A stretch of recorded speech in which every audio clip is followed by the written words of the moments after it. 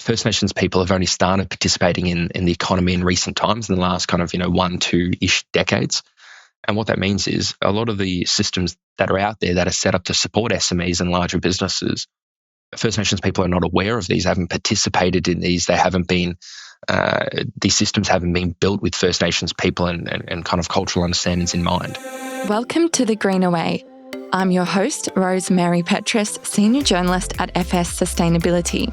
We are recording on Gadigal land and we pay our respects to traditional custodians of country and elders past, present and emerging.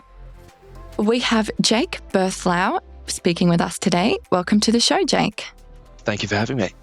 First Nations businesses in Australia face many barriers to accessing finance, including historically exclusionary policies, institutional barriers, and a lack of capital.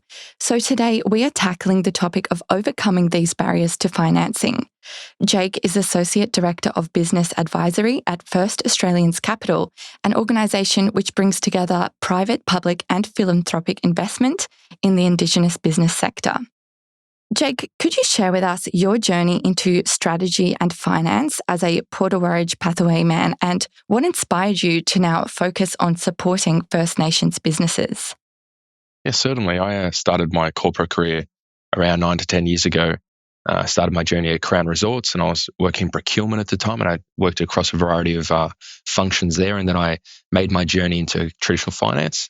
I worked at Treasury, or New South Wales Treasury, as an economist, but I had a focus on Aboriginal economic well-being. I then went on to work at various consulting firms. I worked at PwC and then McKinsey, and then I ended up at Victorian state government in Aboriginal economic development, working kind of within the business sector support arm of the division, providing investment and financial support into the Victorian Aboriginal business sector. And these kind of different roles were the catalyst for me joining First Australians Capital. I kind of got the experience of working with community and understanding the needs of community, what can support community, what can disempower community, and understanding the role I need to play within the space and the organisations I would need to work with that would best enable that. And I got a fantastic opportunity to lead the team of business advisors across the country that work hand in hand with our First Nations business sector. Jake, can you tell us about First Australians Capital and how it's different to other financiers? First Australians Capital is an Aboriginal-led organisation. We provide not just necessary capital to the First Nations business sector, but we also provide the necessary and tailored support that entrepreneurs and business owners need throughout their business journey and business life cycle. How we differ from kind of mainstream lenders is we don't just write a check and say, your business is worth X number of dollars, and this is how we think finance can support your business growth. That's one element of what we do, but by and large, the main value proposition of First Australians Capital is that you have a team of people who understand and who want to understand what exactly does your business need, what is the right amount of capital, what is the right type of capital, and how can our advisors help you across your decision making and help guide you in challenges that your business will face. So you're not there alone. You're never alone, whilst it may feel that way as an aspiring business owner, entrepreneur, or mature business owner. With the right organisation, you'll have the right support, and we walk hand in hand and side by side throughout that journey. What are the main challenges that Indigenous entrepreneurs encounter in the Australian business landscape, and how can the finance system as a whole work to overcome them? I think the two major challenges that the First Nations business sector faces, one is access to capital, and the next is access to support. Access to capital, we know, is a very traditional system within banking where it really assesses a person's creditworthiness on a number of factors. It looks at the credit risk of the individual, and that's determined by various factors. Does the person own a home? Do they have any securable assets? Are they an individual with some sort of substantive net worth that they could leverage or lean on to guarantee the loan? And by and large, we know that First Nations people have quite low home ownership, or home ownership is a new concept. They often have overburdened households, so the household income gets stretched very far. So on paper, net worth can be stretched and can be quite limited, and is not an accurate reflection of the business's kind of financial income and financial assessment. So what that does is that disempowers and disadvantages an Aboriginal person from seeking credit or financial support from mainstream lenders. because there are a lot of cultural expectations that First Nations people also must consider. And so what we do is we look to provide a unique lens or a unique way of looking at credit assessments and financial assessments for First Nations businesses. And that's a challenge that we look to overcome as an organisation. But the second challenge that First Nations businesses face as well is access to support. First Nations people have only started participating in the economy in recent times, in the last kind of 1-2-ish decades.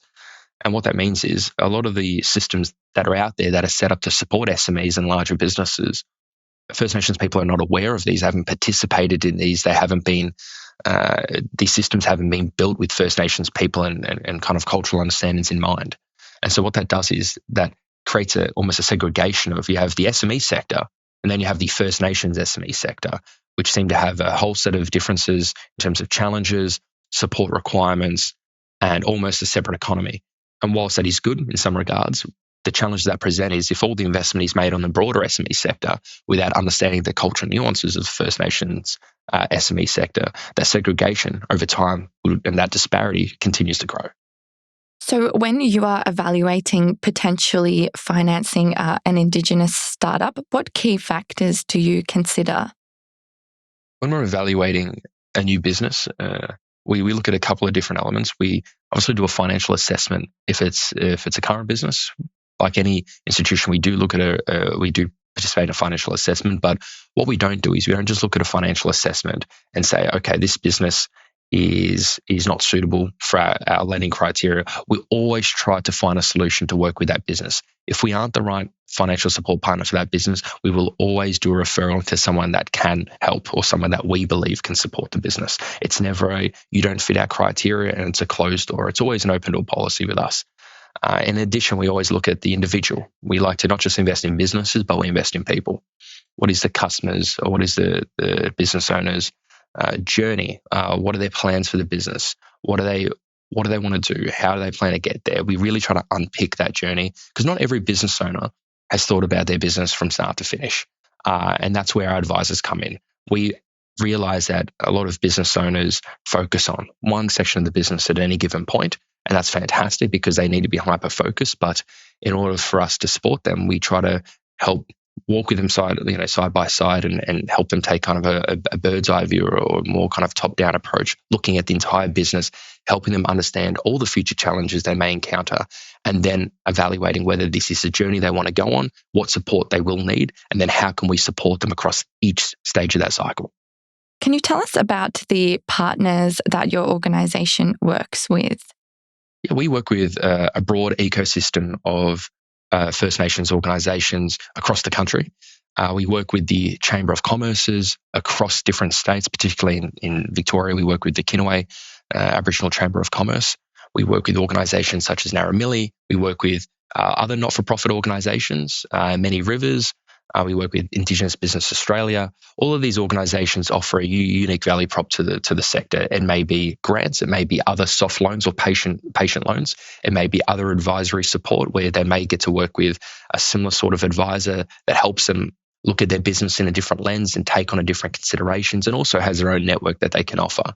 So for us, it's never just capital and support.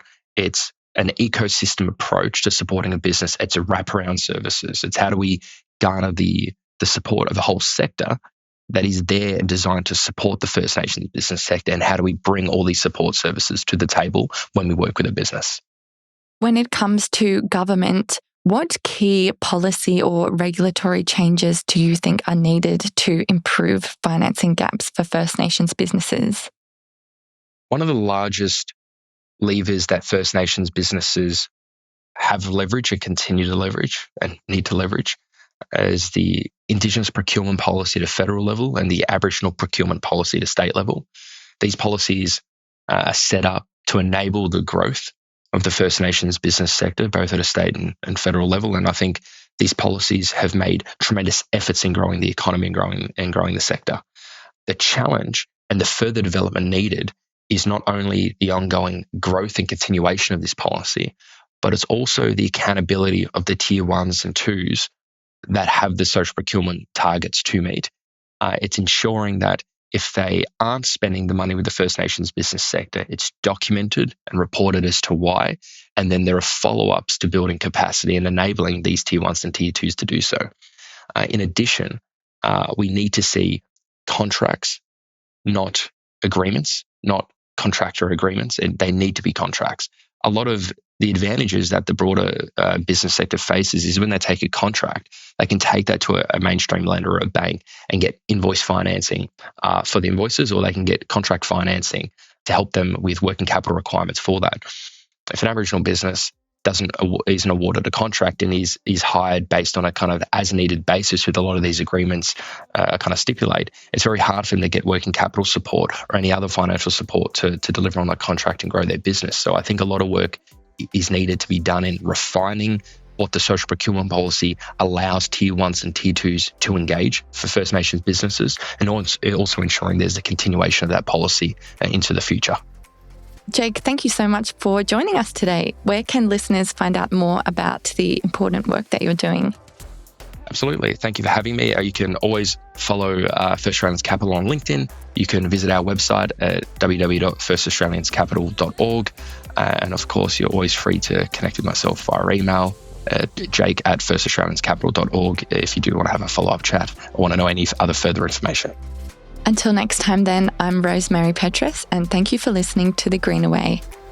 The Greener Way podcast is a product of FS Sustainability, a show about people, the planet, and investing in our collective future. All information in this podcast is for education and entertainment purposes only. The Greener Way podcast gives listeners access to information and educational content provided by discussing numerous financial sustainable options and our featured guests. It is not intended as a substitute for professional, legal, or tax advice. The hosts of The Greener Way are not financial professionals and are not aware of your personal financial circumstances. Before making any financial decisions, you should read the product disclosure statement and, if necessary, consult a licensed financial professional. For more information, head to the disclaimer page on the FS Sustainability website, fssustainability.com.au.